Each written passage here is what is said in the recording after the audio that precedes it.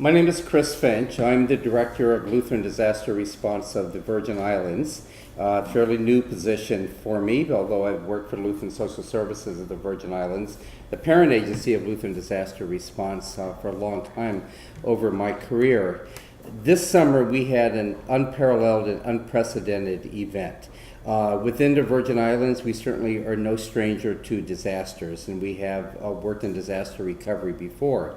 But this summer, for the first time in certainly recent history, we had two Category 5 hurricanes. It's the strongest category of hurricanes that hit the island within a 2-week period. The first one heavily damaging the islands of St. Thomas and St. John. The second one heavily damaging the island of St. Croix and the island of Puerto Rico.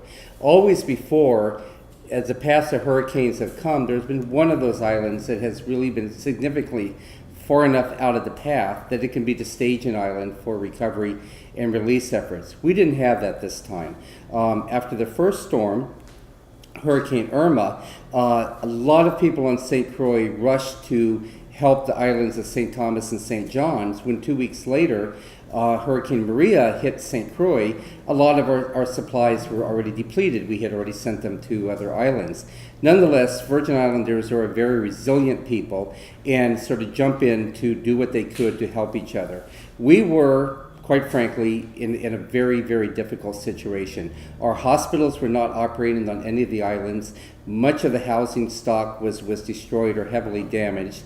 No stores were opened. The ports were closed, including the airports and the seaports, and there was no power. Power lines were largely down.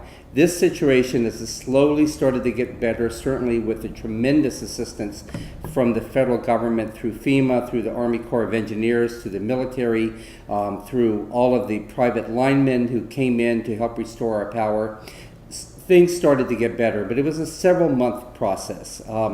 Most people did not have their power restored until close to Christmas.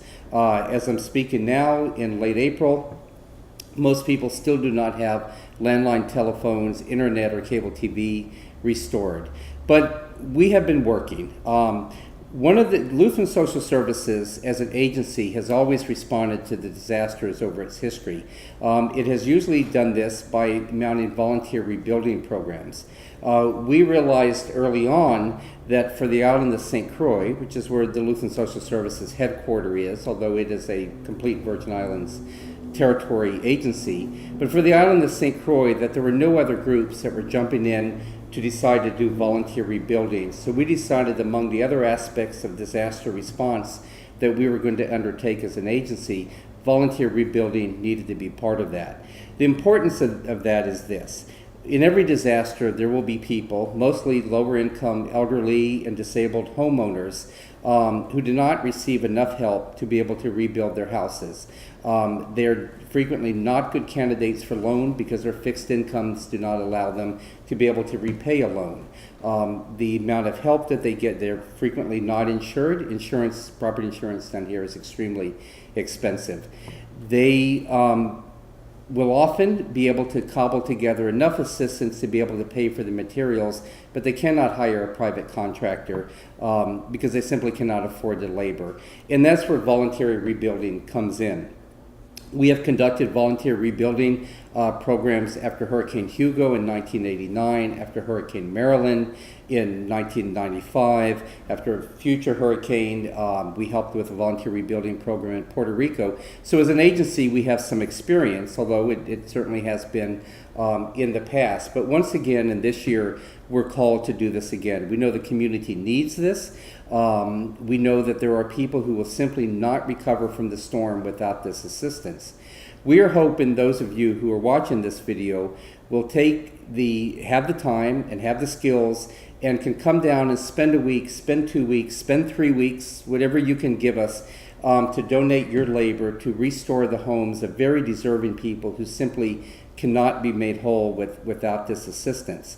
We are gearing up for this program with volunteer housing, with tools, with transportation, with coordinators who will make sure that when your group comes here, that on the ground there will be houses ready to be worked on, there will be materials ready to use, there will be tools ready for you to use. What we're missing is you. We are hoping that those of you who can hear this can provide the help for us or know of other people who can and can donate the time to do this work.